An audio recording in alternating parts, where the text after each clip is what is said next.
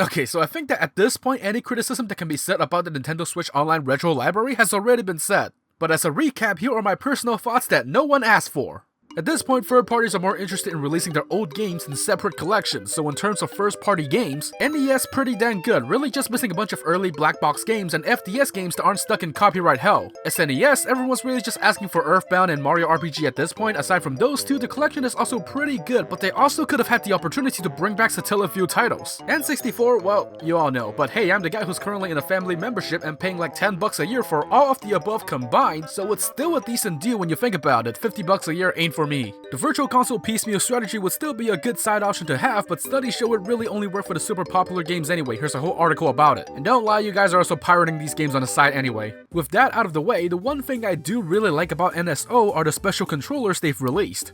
The prices might be whack, but as I said before, these are still very high quality replicas of the original controllers, with the added bonus that they can be used on emulators and the like. I've already had a whole video where I tinker around with the Famicom controllers.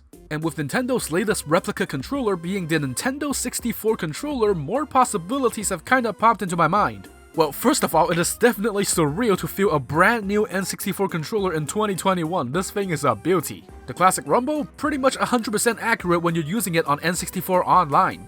And with the N64 controller being one of the most unique and easily worn out controllers in history, it got me wondering, how well would this controller function on the original console?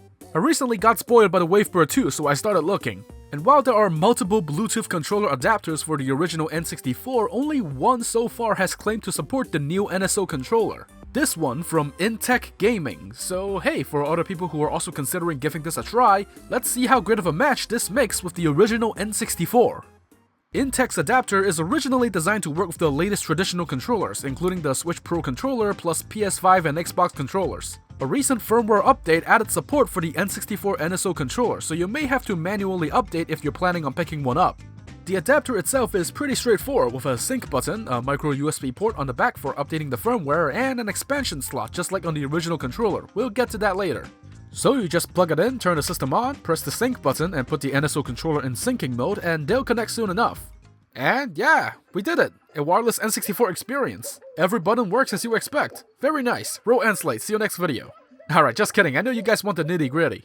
So every button on the NSO controller is mapped exactly to the original, with the extra ZR button also mapped to Z, and the home and capture buttons mapped to start. In terms of input lag, I honestly didn't notice any. And that's with me already playing on a CRT to begin with, so I don't think this will be a concern for the majority of people. However, I do want to point out two aspects where the NSO controller differs slightly from the original. First, the analog stick. Without going into too much technical detail, the N64 has a unique octagonal gate for its analog stick. And when its controls are mapped to different controllers, the values being registered can vary depending on the controller design and emulator settings. With the NSO controller, I was curious to see how Intec's adapter would handle the analog stick inputs. So I ran a homebrew controller test on the original console using the NSO controller. And interestingly, compared to the original's octagonal shape, Intec's adapter is translating my controls into more of a square shape, spanning across a slightly wider range than the original. In terms of how this translates to actual gameplay, this means that games don't really utilize the full range of the NSO controller's analog stick. Like how in Mario 64, you can reach a full run without fully tilting the stick. This isn't too big of a deal for me though. Making small movements with the stick is still doable, and this probably wouldn't be a sticking point to most people except for the die-hard N64 analog stick enthusiasts, so I figured it's still worthwhile to point out. The next point I want to bring up is Rumble, because yes, this adapter does have Rumble support. You'll need to plug in an original Rumble pack into the expansion slot in order for the system to detect it, but afterwards it'll relay the Rumble signal to the NSO controller's built-in motor as well. I also realized that because I modded my original Rumble pack to not use batteries when it's plugged into the adapter, it still rumbles. I can't really do anything about that except getting an extra one. Oops.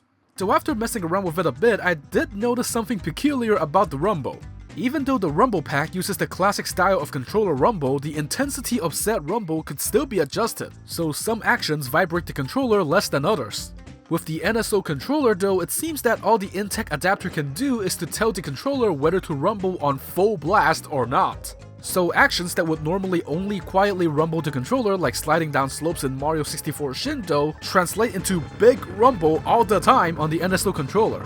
I suppose it is better than having no rumble option at all like the Wavebird, but having some more nuanced rumbling would have been nice. And considering how strong the N64 controller's rumble can get, people who have legitimate issues with it are better off just leaving the rumble pack off the table. You could always just use it with a controller pack. Take that, N64 Online! But aside from these 2 points, it is still very nice to be able to play the N64 wirelessly like this. It's pretty much the N64 equivalent to the Wavebird plus rumble and a rechargeable battery. What's not to like about that?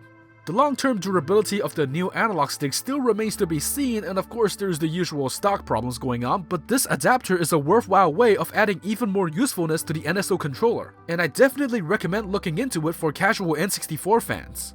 These controllers have been one of the few pretty amazing things to come out of Nintendo Switch Online, and it'd be a shame to see them being relegated to the Switch Online offerings while there is still a lot of potential to be unlocked with these on emulators and the like. And I hope more people take advantage of them and do what Nintendo don't. After all, that's the real fun of being a Nintendo fan, appreciating their unique hardware and all the fun experiences their developers have built on them over the years, and also exploiting the hell out of them.